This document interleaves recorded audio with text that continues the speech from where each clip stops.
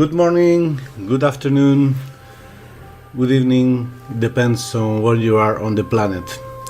I'm Gabriel Ruiz, usually conductor of the program Días de Vino y Radio, broadcasting from Barcelona on GOI Radio. But today, Gallery of Ideas is looking to the stars, and we will travel to Moscow to meet Anastasia Stepanova, a journalist, engineer, but more importantly, analogue astronaut. Anastasia started her preparation for a one-way trip to Mars a few years ago. She was selected among 200,000 people from all over the world in the Mars One project. And she participated in 2 installation experiments of Mars Society in their bases of Utah and Arctic, and 1 month isolation experience with the Sirius project. In this moment, she's going through a singular experience for the Dry Immersion program. She has started the 3 days isolation experiment inside a kind of thermae, testing the microgravity in the female human body. We will interview her and broadcast live from the Institute of Biomedical Problems in Moscow during the experience. When I was about 10 years old, and this is a little bit weird being Spanish and living in Barcelona at the end of the 60s, my idols were Yuri Gagarin and Valentina Tereshkova, and I had a kind of attraction for Russia. Some stories coming from a book from Jules Verne, Miguel Strogoff, and some news about Siberia, Lake Baikal, Caucasus, Cossacks. These kind of stories attracted me to Russia. And well, who could tell me that more than 45 years after, I would live in Moscow, and among others, I would meet Anastasia Stepanova, and she would become an analog astronaut focused in moving to Mars. Hi, Nastia, how are you? Hello, Gabby. I'm good. How are you? Good too, here in Barcelona, but I suppose I'm more comfortable than you. It must be all an experience. You're already over 24 hours in this kind of dry bath, right? Yes. You started yesterday, what time? 9 a.m. Okay, and you have to stay until Tuesday. Yeah, Tuesday until 9 a.m. also. Wow, not bad. Well, before talking about this, I would like you to explain from the beginning, to explain to the audience about before Mars Society, and these days you decided to participate in the Mars program, just to be placed in the beginning, you know?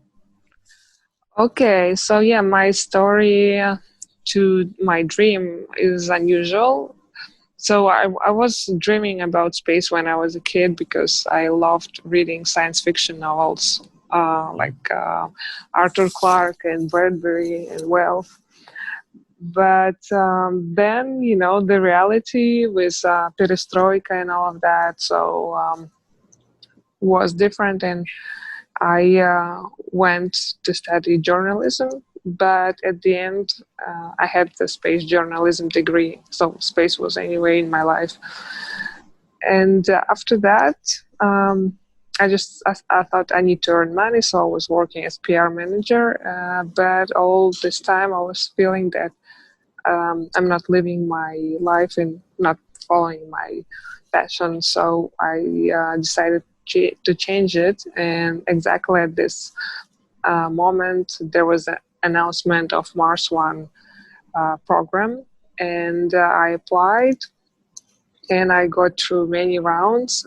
Unfortunately, this program that's supposed to send people to Mars didn't find enough investment. So they stopped at the level of, when they were choosing candidates. So before there was like 200,000 candidates, and then they stopped at 150 men, 50 women. And I was in this bunch of people. Yeah. Yes, no, after that not even after that, but during this, I was also thinking I can't put all my cards at one option. Since I started to change my life, I need to also plan B and do something more. And I met Dr. Robert Zubrin. He is an aerospace engineer and writer from America, and he president of Mars Society.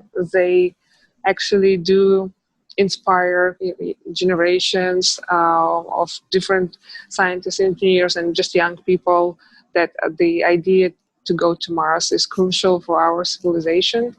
And they also built 2 Mars analog stations in Utah Desert and in Arctic, where people can come and train and spend there 2 weeks and do some science research and feel how would they live on Mars.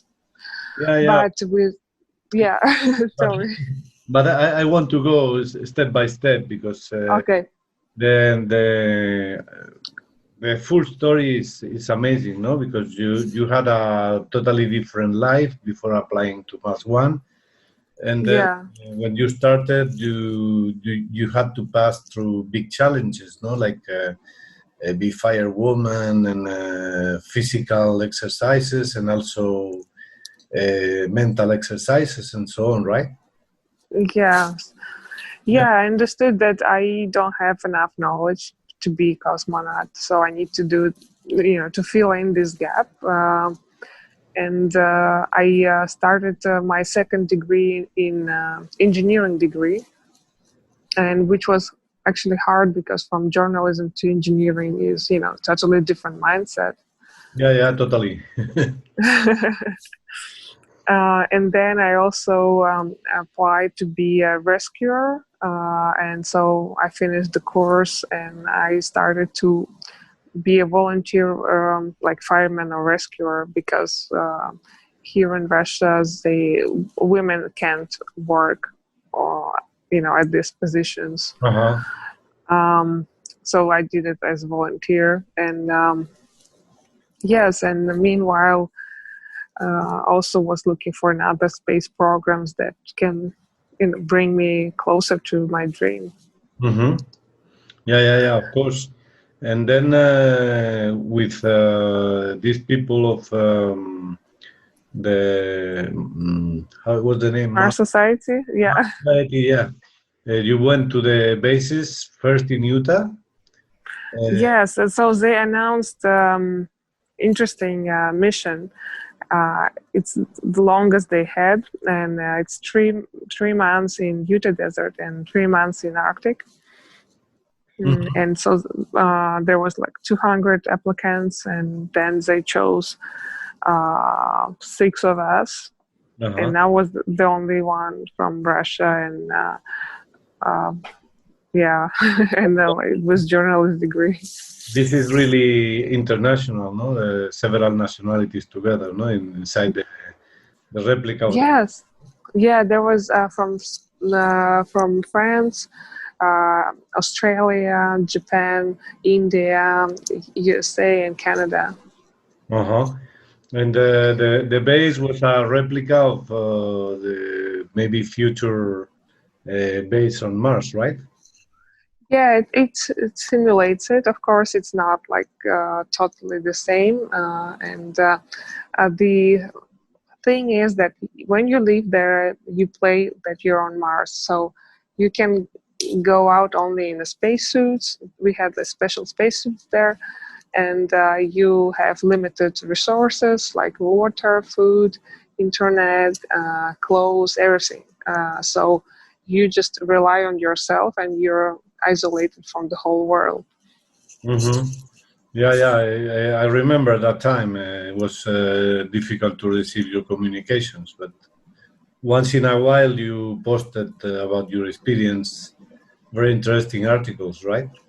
Yes, I was trying to, be useful even as a journalist. And to spread the word and to show people that why we are doing this, why it's important, and that it's so fascinating and so interesting, and that I think world is much more wider than just looking about gossips and stars and all of that. Yes, of course. Yeah. No, this was interesting because of that, because it was like receiving news from Mars. No, even we knew you were in Utah, but the feeling was like you were really in the planet, no, in the red planet. Yes, when I was there, I also felt that I'm far away from home, on another planet. And sometimes when you walk in this spacesuit at the red desert, it's so real, this fantasy. And only when I saw some plants, I understood that I'm on Earth, because on Mars we don't have any plants. Yeah, of course. This is a way to connect with the reality, no? Somehow, and Yeah. and afterwards in the Arctic was in the same conditions. Yes. Well, harder conditions were harder because we were on an uninhabitable island in the Canadian part of Arctic, and it's very expensive to get anything there. So, and also you rely on the weather because there is no proper airport. So just planes land on the ground. And and there are polar bears and so many risks. And the station was there much simpler than we had in Utah. And we like only 7 hours of electricity because we had diesel generator. And one time I remember it got broke, and we had fortunately another one. But just imagine if we didn't, so you would be just without any energy, and that's also crucial. Of course, also for heating, no? Yeah, so it's we went there at summertime, but still was cold. And since we had only 7 hours for working of electricity, we were waking up like in the cold. So it was +7, 9 degrees in the room, and 95% of humidity. Wow, this Yeah. inside the room. Yes. Wow, so you should sleep with the astronaut suite. Yeah, I mean, I don't know how I was like waking up and changing clothes because of but I don't remember that I was like suffering. I guess you just switch your mind that this is your life now, so get used to it. Yeah. Well, these are hard conditions, really, really hard conditions. And now how are these projects? Do you think we are close to sending someone to Mars or not? I mean, we were if several big countries unite, and instead of putting all the money into military and wars, they would put it into space exploration. Then we can develop so fast everything needed for Mars colonization. We have the technology already. You think? If work hard, we could have it. Like, remember old days of space era when like in several years we sent Gagarin, then Americans sent people to the moon, just without any technology, but working hard for several years, and they did it. It's all in the will, if there is a will, they will show how to do it. They'll find a way how to do it. So, well, since the beginning, I remember it was like 7 years ago when you explained me you were going to participate in this Mars One, and I was shocked in the beginning, but when you explained me everything, I understood perfectly, and I was sure you will pass all the difficulties to arrive to the point you want to, because you were really convinced. Thank you. No, well, I was your fan number one. Uh, and it has been a big change in your life, and you have participated in also the Mars Society and the Sirius. Can you tell us the difference between Mars Society and Sirius program? Because I more. Yeah, Sirius, it's projects together with NASA and the Institute of Biomedical Problems in Russia, where I work now. And this institute was actually organized by Karadov, the founder of Russian cosmonautics, and we are working here on space medicine and biology. And we have at our institute we have a station like analog of real space station, where we had isolation experiments like Mars 500. It's a record-breaking isolation experiment where 6 men stayed in this chamber, like totally hermetic chamber, for 520 days. Can you imagine, without getting out, without seeing anyone and seeing sunlight? Yeah. 520 days. Well, And yeah, I mean, that's crazy. That's a lot, huh? That's a lot. Yeah. You have to So, yeah. And and lately we had this deal with NASA, and we started this series of experiments. First, it was for 14 days. Then we had 4 months isolation where I took part. And next year we will have 8 months, and then 1 year. It's always different crews, and they study the human behavior, psychological effects, physiological effects of extreme environment of isolation, and they prepare this for actually going to the moon. And the crew should be like international, at least like from US and from Russia, and speak both languages, and also gender equal. So after my experience with Mars Society, they asked me, they chose me to be in the 4 months isolation, and it was actually a very different experience, because in Utah and Arctic, we could go out in a spacesuit and we were exploring geology and microbiology, but here it was exploring human. Yeah.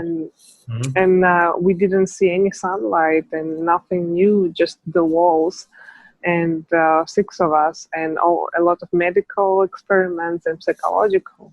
And also I suppose you do some biological experiments, no? No.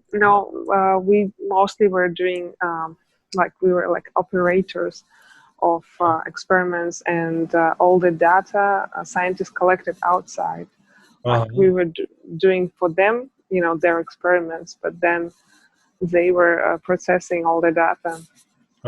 And it's more to study the astronauts than to study the environment. Yes, exactly. You are on Earth, and it's difficult. Yeah, like a guinea pig. Yeah. And I as far as I understood, the 3 things: Sirius, NASA, and the Institute of Biomedical Problems are connected in a kind of cooperation, let's say, no? Yes.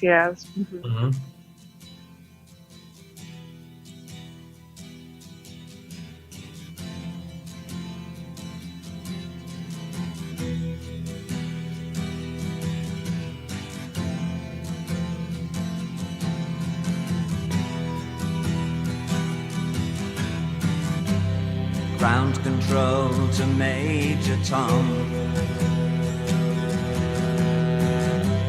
Ground control to Major Tom. Take your protein pills and put your helmet on. Ground control to Major Tom. Commencing countdown, engines on. check ignition, and may God's love be with you.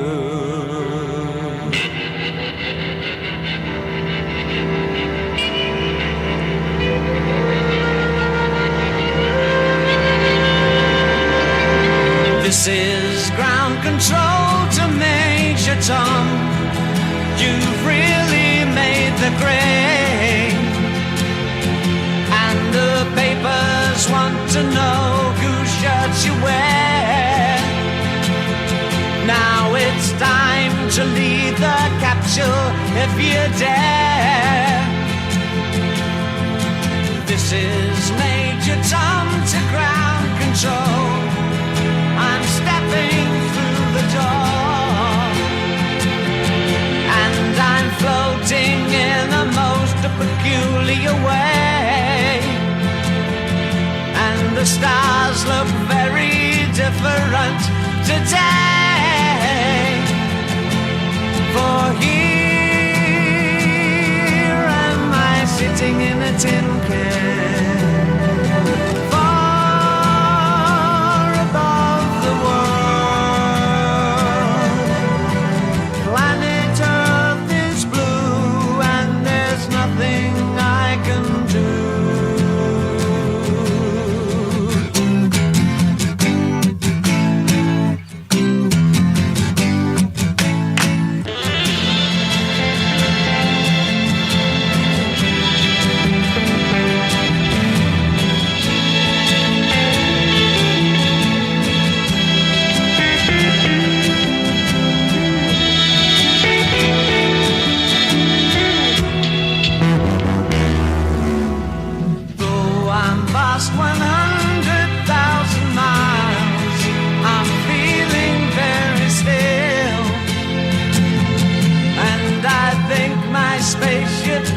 which way to go. Tell my wife I love her very much. She knows. Ground control to Major Tom. Your circuit's dead. There's something wrong. Can you hear me, Major Tom? Can you hear me, Major Tom? Can you hear me, Major Tom?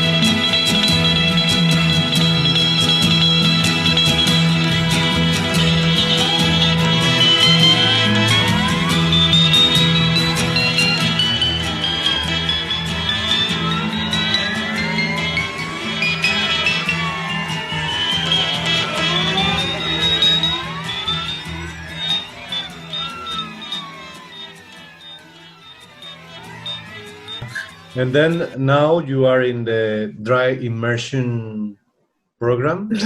Yeah, And it's another. a little bit about this.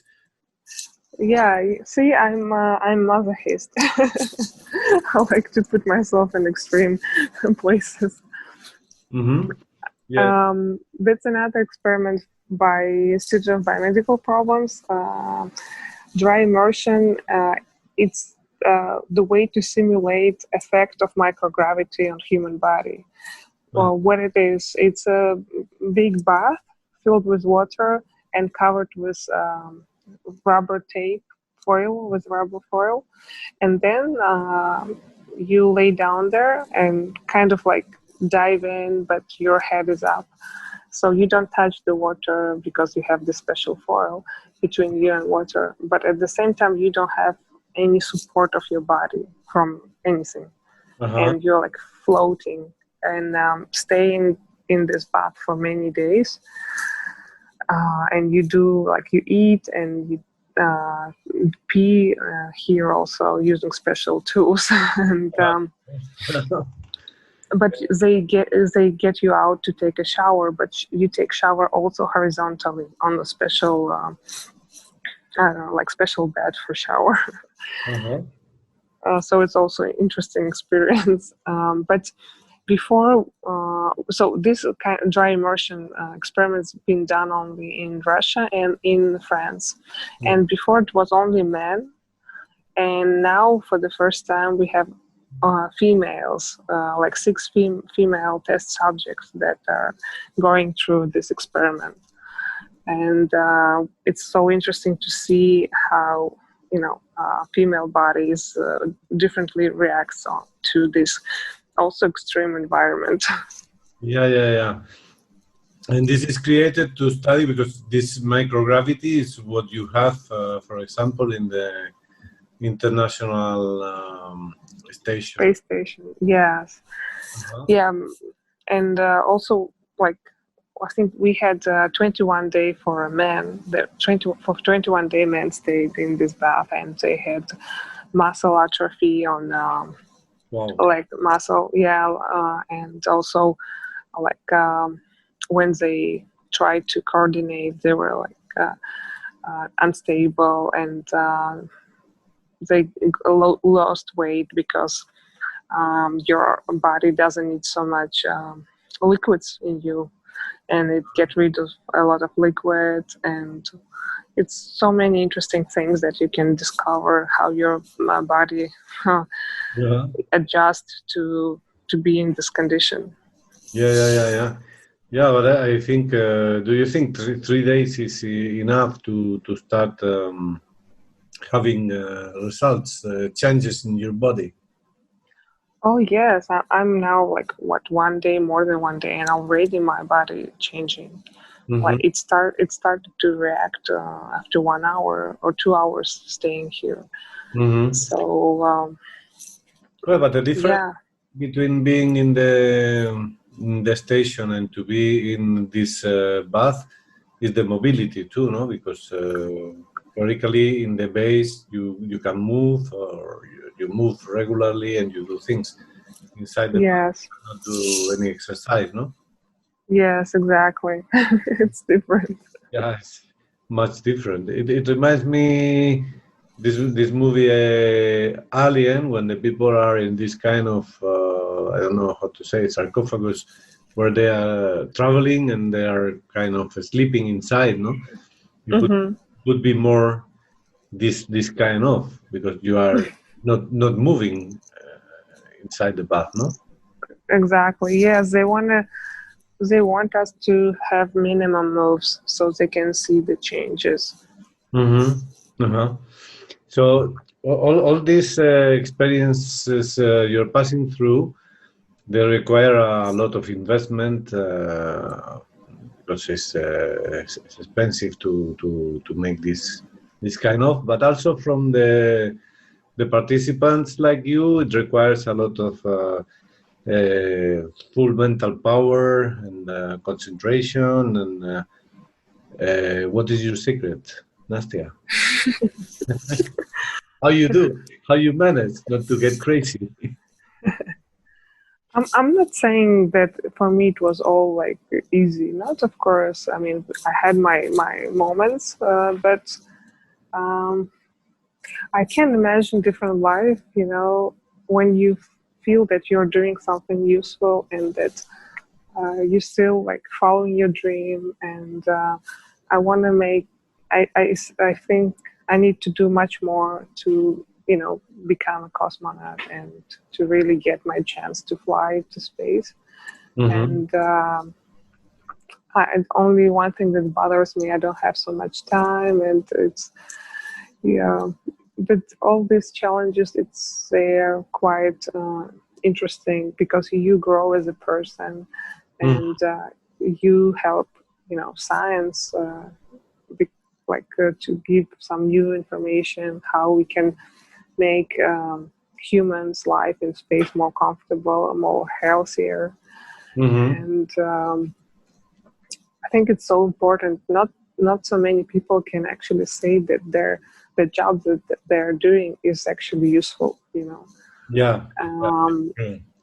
And I saw many young people who are really sad that they can't find their place in life. They can't find what they really want to do, and they just work as usual manager, just to earn money. And yeah, and you're living your dream. This is true. I mean, of course, it's hard, but and it has compromise. It has some like negative sides, but I wouldn't trade it for anything else. It's really interesting. It really changed your life because you had a real social life when we were in Moscow in 2013. You had to go. Yeah. And also with the you lose connection with the family a lot, no?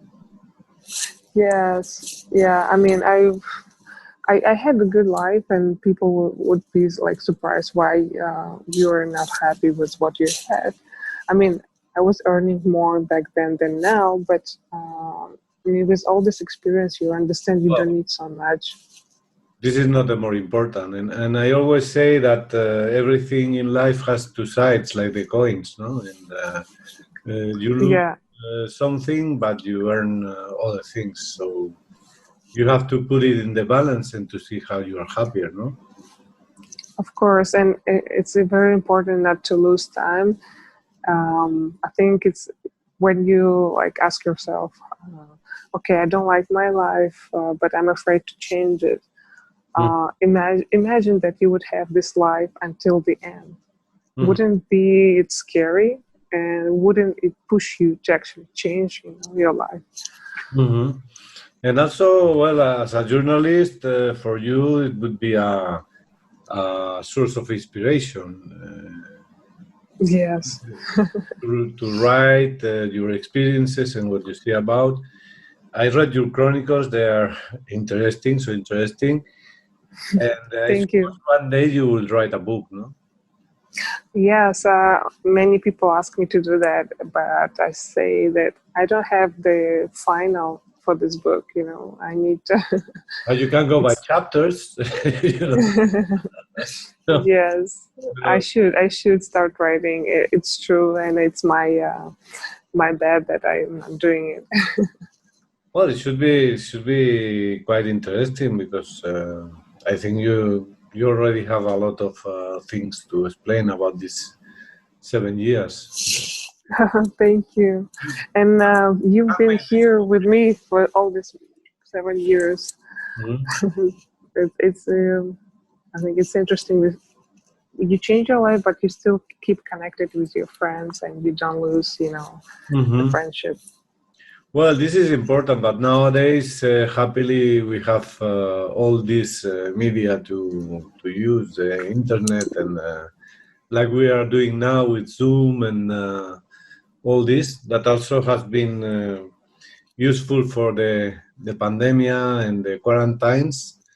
To get in touch with the others.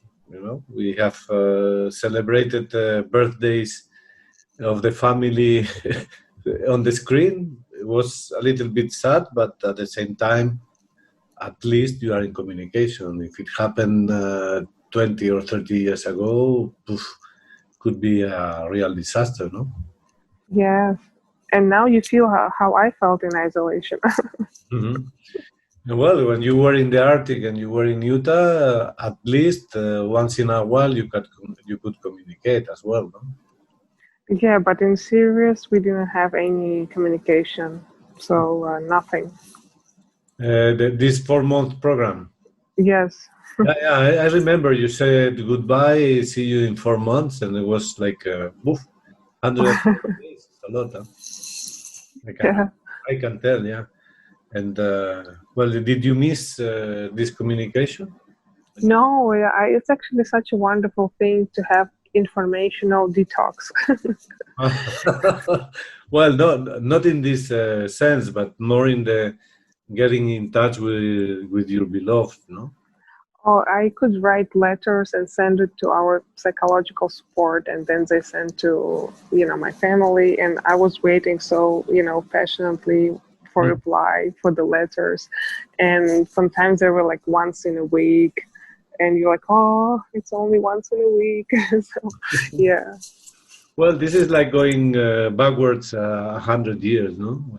Yes. When the people only could communicate by letter. And you change, and you change the way you write, so you make it more beautiful, the way you write, what you say, and it's not like nowadays when you chat, because it's one letter and you have to put everything there. Yeah, of course. And related to the day by day with the people you are living, because you never met before going to this station, no? Yes. It was interesting. Yeah, no, it should be kind of discovery of the human mind too, no? Yeah, it's of yourself and of others. It's really fascinating and surprising. Yeah. And now, well, you are alone in a room, or you are with? I'm now. I can show you. Here you go. Hi. Hey, yeah. I'm like in this bath. So not alone. There's another test subject in another bath. So we are waiting for next experiment that will start soon. Another experiment they are doing. Meanwhile you are in the bath, they test different things. I saw this morning something about the feet. Yes. They put a kind of screen on your feet or something like that. Like scanner, they scan my feet to see the difference. Actually, they said that microgravity can change your foot, So because you don't use it, and so it changes. So meanwhile you are there, they are doing different experiments, right? Yeah. You are like this kind of rabbit. Lab rats. Yeah. Laboratory, right? Long time I didn't see you, huh? Yeah. Yeah. I don't look super nice, but that's how it is here. No, and I thank you the opportunity. Normally I broadcast a radio program about wine. Because you have delicious wine taste. Thank you. And this is the first time I broadcast in English, and with a subject which is different of the wine. So it's and I don't know enough about this matter. That's why I put you some times as stupid questions, but no, all the good questions, honestly. And I was thinking today, it would be wonderful to have a glass of wine, but yeah, no wine. And I remember you gave me a present, a bottle of wine with cosmonauts on there. I still keep it. It's such a fun. You should drink it and keep the bottle. No, I had and keep the bottle. I keep the bottle. Okay. That's good. And it's time to go from you soon. So I hope for the next experiment. What they will do to you? They will test my my sensors, my heart rate, and how in general I feel, how stressed I am. Okay. So I let you rest and recuperate your normal mood. Thank you. And I thank you so much for this opportunity. And you still have more than 24 hours more. So I wish you success and not ending too exhausted. Thank you so much. Muchas gracias. Ciao. Basta.